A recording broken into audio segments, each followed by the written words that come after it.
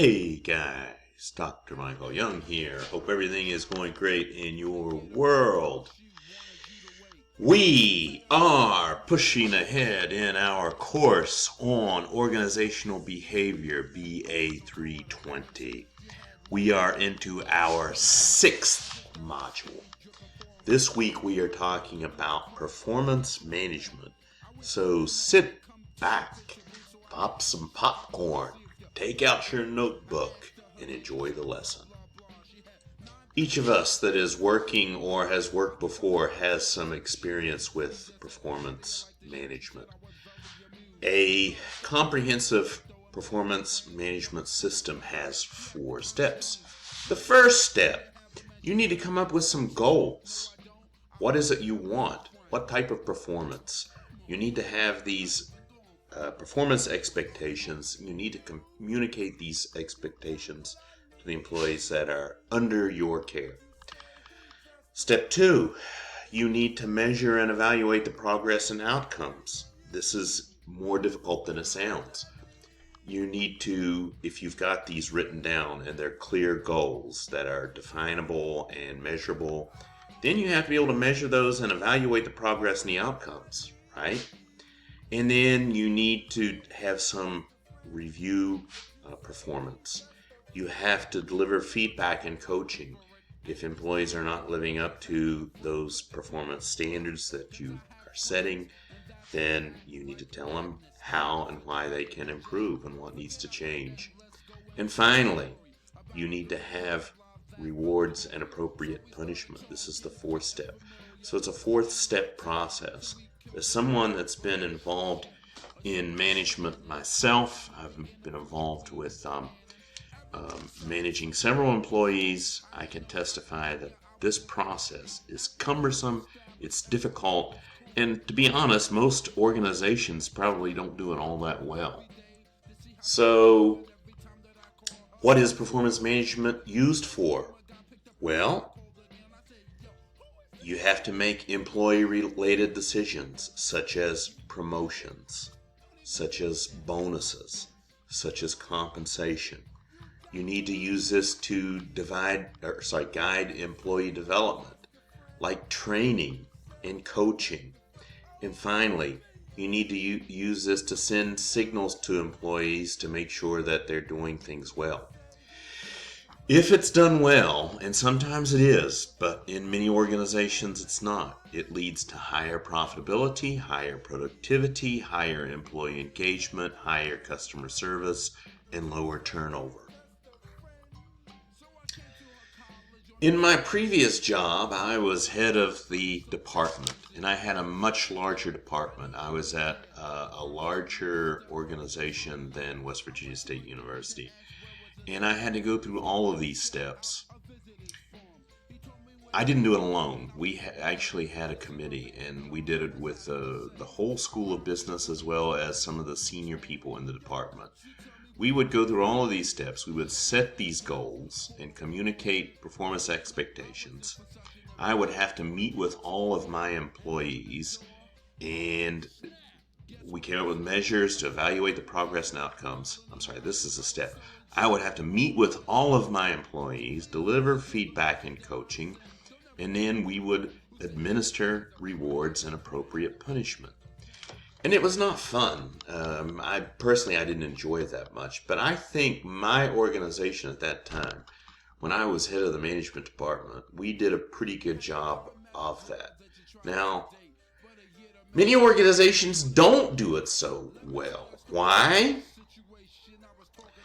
Because performance management policies often fail to keep pace with organizational change, and this leads to disconnects.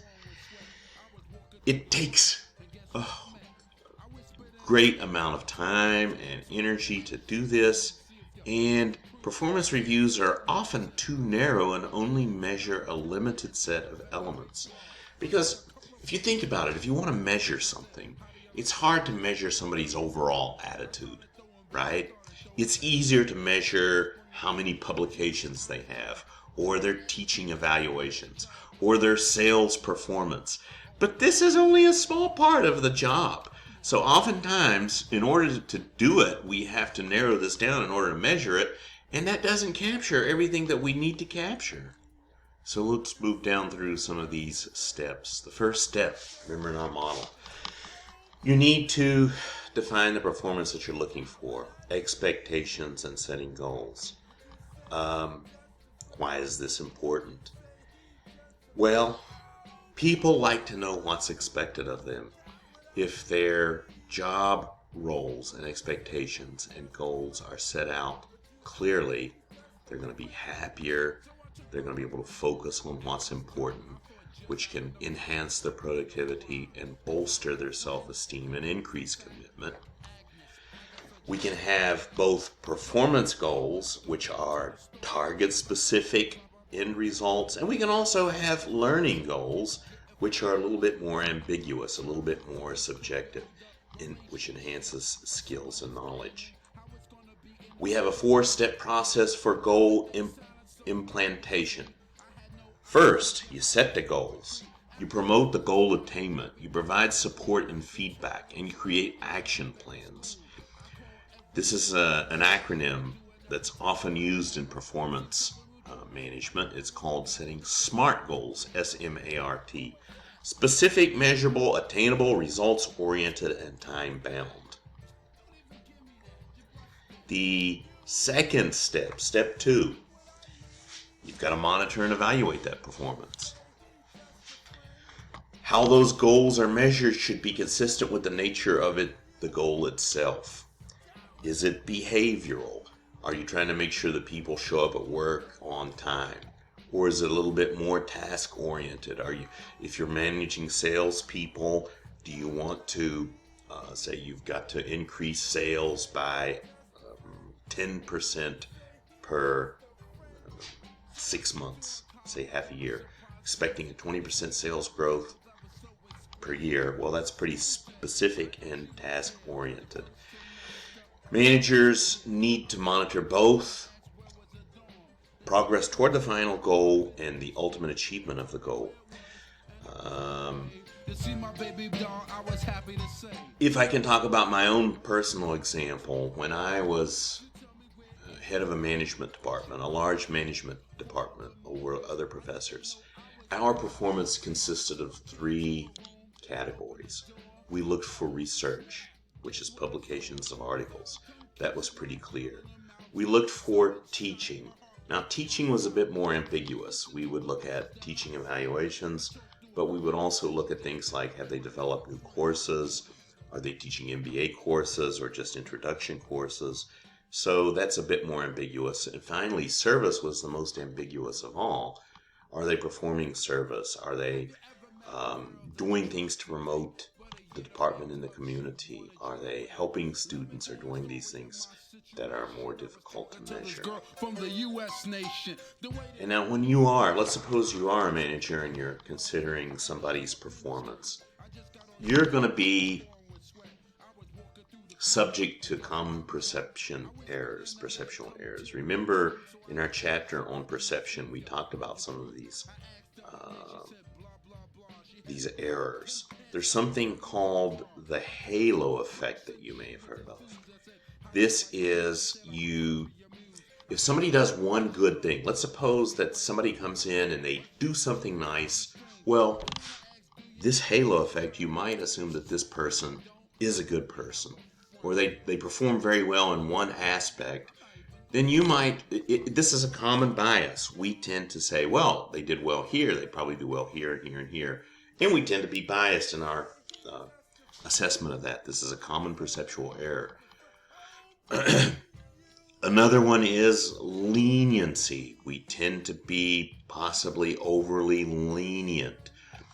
Another one is central tendency. We tend to look at averages rather than extremes. The central tendency towards regression towards the mean. We look at recency effects, right? We look at the most recent thing that's been done rather than looking at a person's overall record. And then finally, we often look at contrast effects. We can't help but compare people. Well, this person is doing so well. Why is this person not doing the same as that person? This is a compare-contrast effect. Some of these biases can be overcome with 360-degree feedback. Third step, reviewing performance and the importance of feedback and coaching. You have to let people know. You have to let them know what they're doing well and what they are not doing well. If you provide feedback, let people know what they're doing well and what they're not doing well. This will boost performance. It's not done enough, tends to be dramatically underutilized, and it can serve two functions. It can be both instructional and motivational. Let them know what needs to be done and motivate them towards doing the right thing. All of us want to be productive, I think. Psychologically normal people want to be productive. They want to do a good job. They want to feel like they're doing a good job. They want to be rewarded. They want to be told when things are not going well, and they want to be told where they can improve. This is human nature.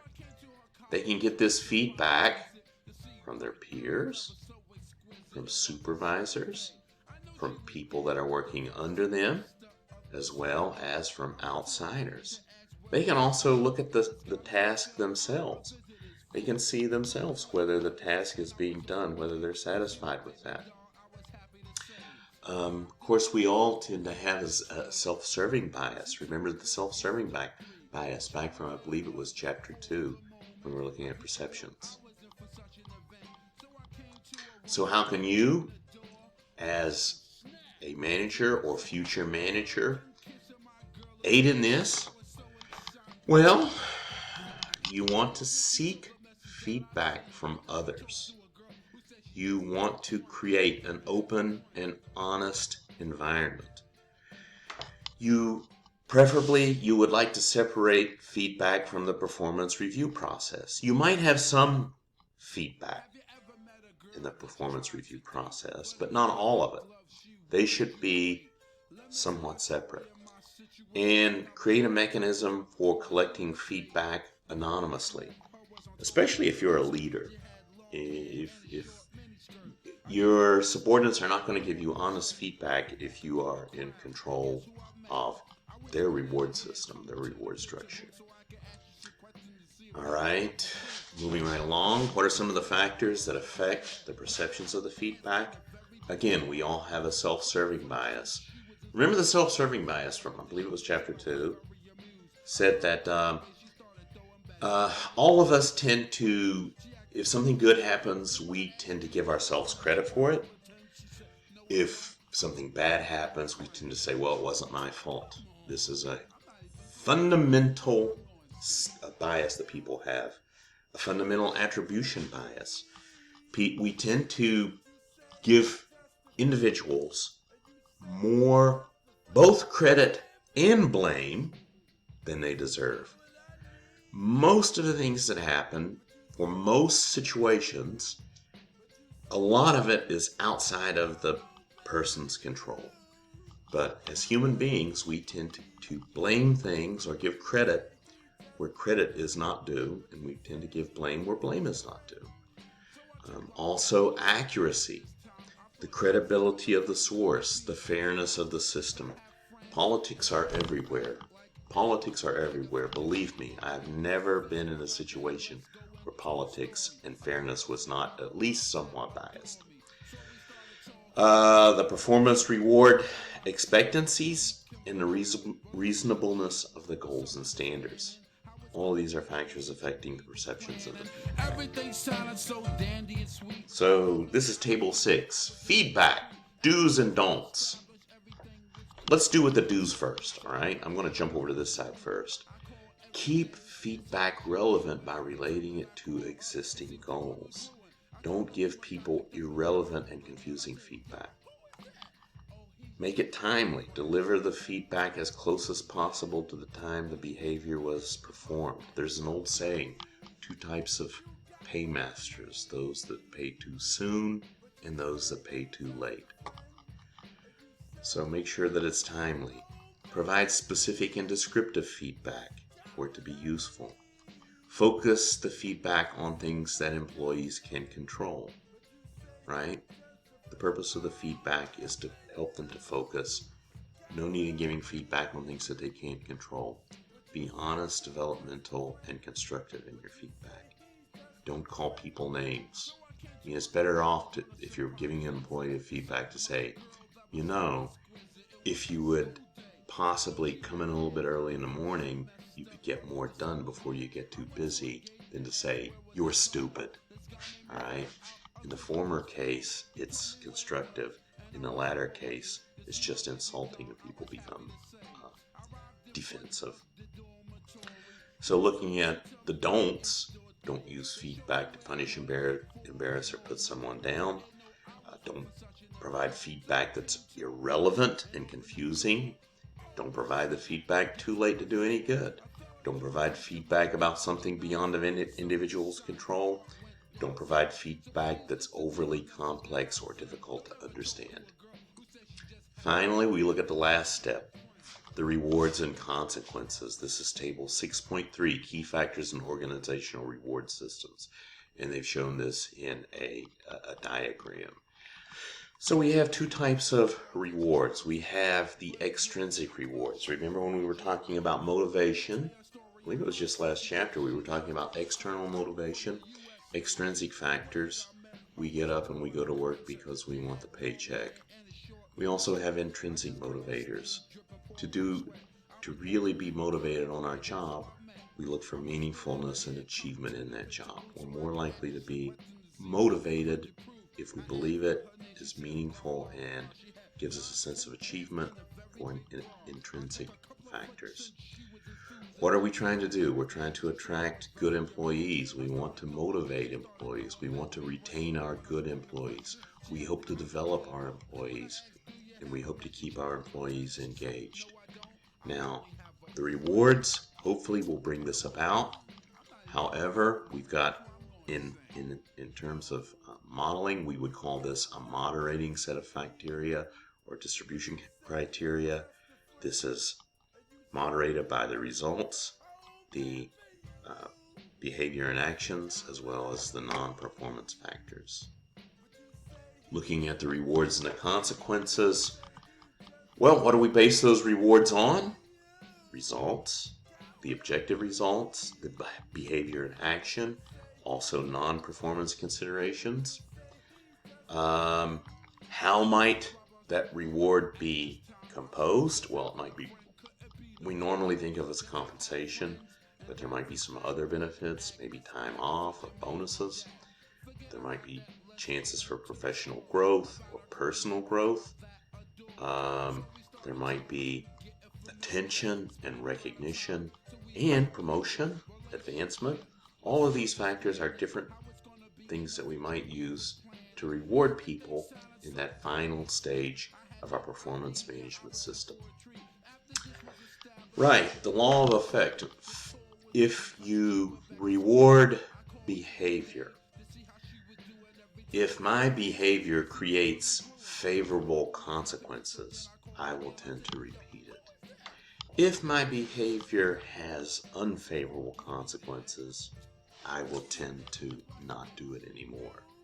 Whether this behavior, whether we're talking about the favorable consequences, might be rewards, praise, good feelings. The bad behavior or the behavior with unfavorable consequences might be scolding, punishment, lack of compensation. So there was a famous book written, that was back in the day. It was called The Folly of Rewarding A While Hoping for B.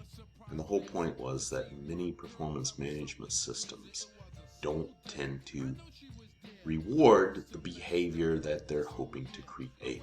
So this is called the law of effect. Okay, the last thing we're going to look at is operant conditioning. This is a classic psychological theory that dates back to B.F. Skinner. And it talks about different ways of either rewarding or punishing behavior. So we have 4 different quadrants here. This is the behavior-consequence relationship. This is the nature of the consequence. It can be either positive or pleasing. It can be negative or displeasing. If we present something that's positive, that's like a reward, this would cause it to increase. If we present something that's negative, this would be like a punishment. This would cause the target behavior to decrease. Going on down, if we withdraw something that's pleasing, the contingent withdrawal, the effect here is similar to punishment. The desire is to cause the target behavior to decrease. Finally, if we remove something that's negative, this would cause behavior to improve, hopefully, right? To occur more often. Excuse me. And finally, the last is if we just ignore the behavior.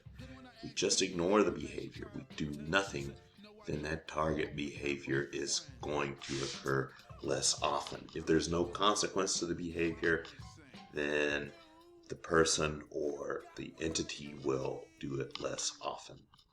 Okay, so this is something you might have seen before. The example is in your textbook, and I have also included some additional link to some videos of examples of that before. Just remember, pleasing, displeasing. Do we introduce this? Do we present this? Or do we take it away? Withdrawal. And within that, we have 4 different quadrants and the impact on the behavior. All right, then. That's going to do us for this lesson. Hey, guys, hang in there. Stay awesome. I'll see you next time.